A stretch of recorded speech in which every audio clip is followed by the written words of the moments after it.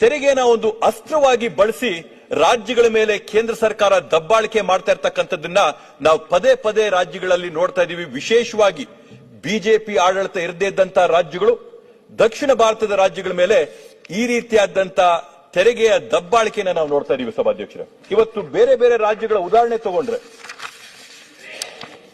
ಉತ್ತರ ಪ್ರದೇಶಕ್ಕೆ ನಾನು ಈಗಾಗಲೇ ಹೇಳ್ದಂಗೆ ಕೇಂದ್ರ ಸರ್ಕಾರದ ನೆರವು ಎಷ್ಟಿದೆ ಅಂತಂದ್ರೆ ಸುಮಾರು, ಅಥವಾ ರಾಜ್ಯ ಸರ್ಕಾರದ ಪಾಲಿಷ್ಟಿದ್ರೆ ಉತ್ತರ ಪ್ರದೇಶದಲ್ಲಿ 48% ಮಾತ್ರ ರಾಜ್ಯ ಸರ್ಕಾರದ ತೆರಿಗೆ, 52% ಕೇಂದ್ರ ಸರ್ಕಾರದ ಬೆಂಬಲ.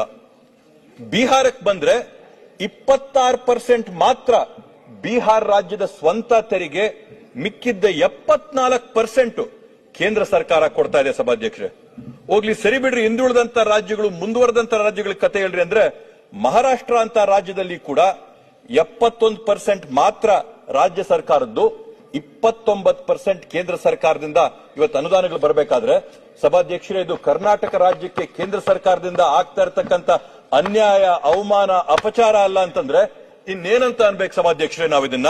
ಅದೇ ನೀವು ಕರ್ನಾಟಕ ರಾಜ್ಯ ಅಂತ ತಗೊಳ್ರಿ, 2024-25ನೇ ಸಾಲಿನಲ್ಲಿ ನಮ್ಮ ಬಜೆಟಿನ ಗಾತ್ರ 3,79,383 ಕೋಟಿ. ಕೇಂದ್ರ ಸರ್ಕಾರ ತೆರಿಗೆ ಪಾಲು ಕೊಟ್ಟಿದ್ದೆಷ್ಟು? 44,000 ಕೋಟಿ. ಸಹಾಯಧನ 15,000 ಕೋಟಿ. ಒಟ್ಟಾರೆ 59,785 ಕೋಟಿ ಮಾತ್ರ. ಸಭಾಧ್ಯಕ್ಷರೇ, ನಮ್ಮ ಬಜೆಟ್ ಗಾತ್ರಕ್ಕೆ ಹೋಲಿಕೆ ಮಾಡಿಕೊಂಡ್ರೆ 16% ಮಾತ್ರ ಕೇಂದ್ರ ಸರ್ಕಾರದಿಂದ ನಮಗ್ ಬಂದಿರತಕ್ಕಂತ ಸಹಕಾರ. ಸಭಾಧ್ಯಕ್ಷರೇ, ಒಂದು ರಾಜ್ಯಕ್ಕೆ 44% ಭಾಗ ನೀವು ತೆರಿಗೆ ಕೊಡ್ತೀರಾ, ಮತ್ತೊಂದು ರಾಜ್ಯಕ್ಕೆ 16% ಮಾತ್ರ ಕೊಡ್ತೀರಾ ಅಂತಂದ್ರೆ ಇದು ಕನ್ನಡಿಗರಿಗೆ ಆಗ್ತಾ ಇರತಕ್ಕಂತ ಅವಮಾನ, ಅಗೌರವ, ಕನ್ನಡಿಗರಿಗೆ ಆಗ್ತಿರ್ತಕ್ಕಂಥ ಮೋಸ, ವಂಚನೆ, ದಗೆ ಅಲ್ವಾ ಸಭಾಧ್ಯಕ್ಷರೇ?